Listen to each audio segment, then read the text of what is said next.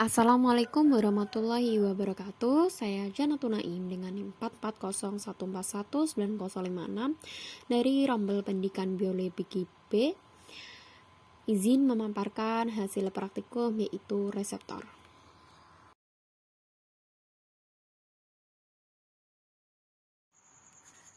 Praktikum yang pertama adalah reseptor mata.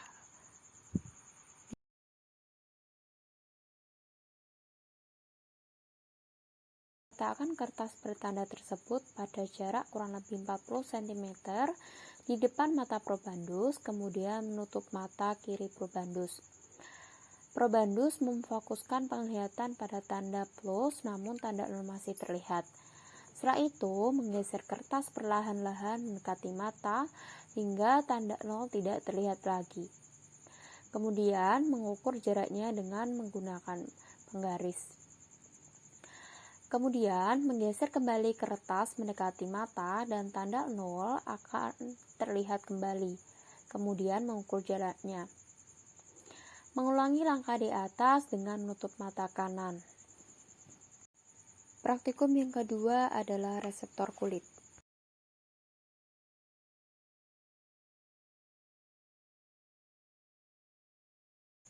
Teman untuk menjadi probandus. Selanjutnya adalah membuat bujur sangkar dengan sisi 2,5 cm di telapak tangan dan punggung tangan. Kemudian membuat titik-titik sebanyak 25 buah secara rapi. Selanjutnya adalah mengambil jarum lalu menyentuhkan pada satu titik yang terdapat dalam bujur sangkar dan langsung diangkat. Selanjutnya menanyakan pada probandus hal apa yang akan dirasakan, seperti nyeri atau seperti sentuh, hangat atau dingin. Melakukan hal yang sama pada langkah 4 dan 5 hingga sentuhan mengenai semua titik pada bujur sangkar. Menghitung berapa macam rasa yang dirasakan probandus, lalu menghitung presentasinya dengan rumus jumlah titik dengan rasa bagi 25 kali 100. Kemudian mengulangi kegiatan untuk nomor 4 sampai dengan 7. Namun alat yang digunakan adalah batang logam yang direndam air hangat, kemudian logam yang direndam air es. Selanjutnya mencatat seluruh data. Praktikum yang ketiga adalah reseptor telinga.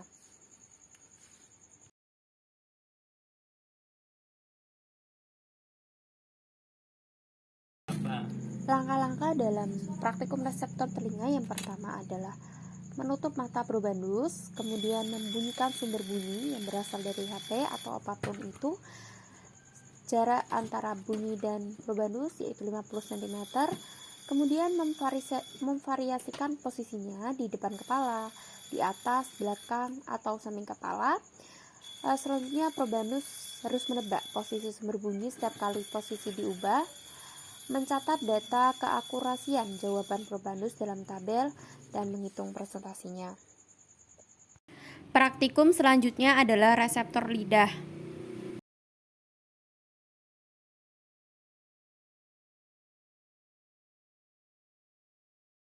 Probandus diminta untuk berkumur dan membersihkan area lidah. Kemudian menutup mata probandus dan diminta untuk menyulurkan lidah. Langkah selanjutnya adalah mengambil salah satu larutan, yaitu ada garam, gula, asam, dan kopi dengan menggunakan cotton bud. Menyentuhkan cotton bud tersebut pada lokasi tertentu di lidah probandus, sesuaikan rasa larutan dengan teori lokasi distribusi, dan mencatat waktu yang diperlukan. Selanjutnya adalah dengan cara yang sama, menyentuhkan cotton bud pada lokasi reseptor tertentu.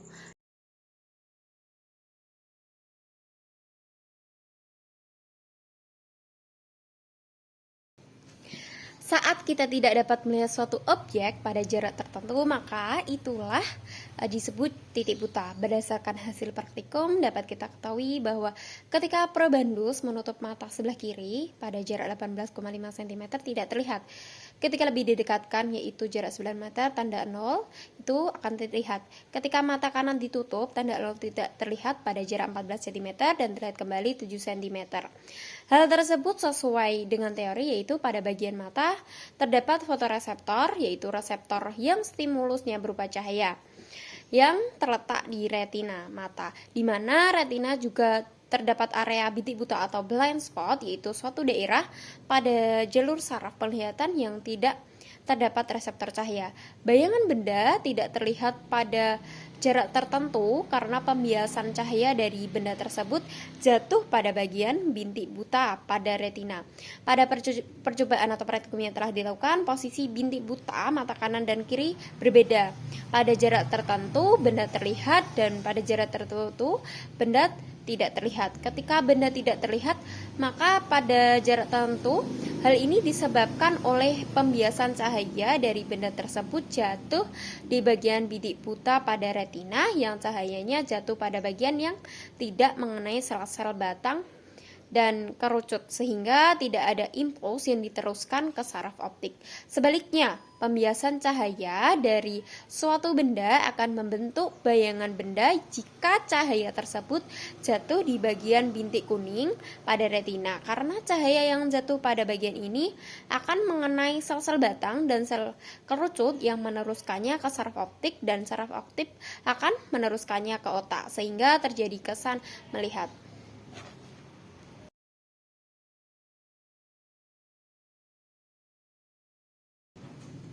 Rasa sentuhan yang disebabkan oleh rangsangan pada ujung saraf di dalam kulit itu berbeda-beda. Menurut ujung saraf yang dirangsang, macam-macam reseptor pada kulit, yaitu corpus Pacini yang merupakan ujung saraf reseptor tekanan, corpus Meissner sebagai reseptor sentuhan, corpus Krauss sebagai reseptor dingin, dan corpus Rupini sebagai reseptor panas. Kulit dapat merasakan sentuhan, rasa nyeri, perubahan suhu dan tekanan kulit dari jaringan subkutan dan ditransmisikan melalui saraf sensoris ke medula spinalis atau otak. Juga rasa sentuhan yang disebabkan oleh rangsangan pada ujung saraf di dalam kulit berbeda-beda menurut ujung saraf yang dirangsang. Rasa sentuhan disebabkan rangsangan pada ujung saraf di kulit berbeda menurut ujung saraf yang dirangsang, panas, dingin, dan lain-lain. Jumlah rangsang yang dirasakan di punggung tangan juga berbeda dengan berada di telapak tangan. Hal itu dikarenakan pada punggung tangan lebih sensitif terhadap sentuhan karena banyaknya sel rambut pada punggung tangan. Akan tetapi bagian telapak tangan lebih dapat merasakan rasa dingin, panas, dan rabaan. Penyebaran ujung-ujung saraf tidak merata pada seluruh permukaan kulit. Bagian ujung jari, telapak tangan, dan telapak kaki memiliki ujung-ujung saraf lebih banyak dibandingkan bagian tubuh yang lain, sehingga kita dapat merasakan permukaan yang halus dan kasar. Itu didapatkan reseptor yang terdapat di telinga adalah fonoreseptor yang berfungsi menerima stimulus berupa getaran atau gelombang suara. Gelombang suara yang diterima memasuki lubang telinga mampu menggetarkan fonoreseptor atau sel-sel rambut dalam klokea untuk diteruskan ke otot sebagai impuls listrik dan diolah di pusat integrasi sehingga probandus dapat mendengarkan dan mengetahui letak sumber suara. Jadi peran sel rambut dalam mengubah gaya mekanik suara atau getaran cairan klokea menjadi impuls listrik, di mana terdapat potensial aksi yang menyampaikan pesan pendengaran ke korteks. Diketahui bahwa mekanisme sel-sel rambut ini berkaitan dengan getaran yang dialaminya, di mana berkontak dengan membran tektorium yang kaku dan stasioner, maka sterolosili sel-sel reseptor ini tertekur maju mundur ketika membran basilaris mengubah posisi relatif terhadap membran tektorium. Deformasi mekanis maju mundur rambut ini secara bergantian membuka dan menutup saluran ion berpintu mekanis di sel rambut, sehingga terjadi perubahan potensial depolarisasi dan hiperpolarisasi yang bergantian. Impuls ini berjalan diteruskan hingga bagian korteks auditori di lobus temporalis cerebri, sehingga kita bisa menebak dari mana sumber suara itu. Perbedaan ketepatan individu dengan individu lain dalam menebak lokasi sumber suara itu karena pengaruh ketebalan gendang telinga yang berbeda-beda, sehingga daya tangkap suara itu berbeda. Hal tersebut juga dipengaruhi oleh perasaan dan keadaan probandus, misalkan kurang konsentrasi atau kebiasaan mendengar suara dengan frekuensi yang tinggi, ia akan mengurangi kepekaan terhadap suara. Dari hasil praktikum bahwa probandus 100% dapat menebak sumber suara dengan benar. Reseptor yang ada di lidah adalah kemoreseptor, yaitu reseptor yang menerima stimulus berupa senyawa kimia. Percobaan ini bertujuan untuk mengetahui lokasi reseptor pengecap dan kepekaannya pada 4 rasa yang diberikan, yaitu rasa manis, asin, asam, dan pahit. Di mana pada bagian ujung lebih sensitif terhadap rasa manis, pada bagian tepi depan lidah lebih sensitif terhadap rasa asin, bagian tepi belakang lidah lebih sensitif terhadap rasa asam, dan pada bagian pangkal lidah lebih sensitif terhadap rasa pahit. Cepat lambatnya seseorang dalam mengecap rasa dapat dipengaruhi oleh kecepatan penghantaran rangsang yang diberikan. Jika dalam penyampaian rangsang tersebut terjadi gangguan, maka dapat mempengaruhi waktu sensasi yang dihasilkan.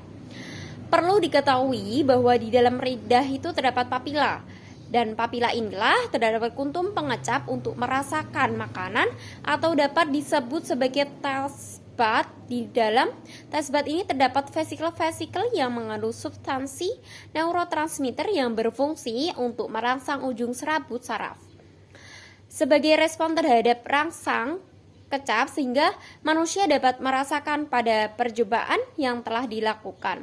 Bila zat atau rasa yang dikecap berada pada posisi yang sesuai, misalnya zat rasa manis diletakkan pada ujung lidah, maka waktu yang diperlukan untuk mengecap lebih cepat. Namun sebaliknya, bila zat tersebut diletakkan tidak sesuai pada posisi yang seharusnya, misalnya rasa manis diletakkan di pangkal lidah, maka waktu yang diperlukan untuk mengecap rasa tersebut akan lebih lama. Hal ini karena sel-sel papila lidah akan lebih peka terhadap rasa yang sesuai.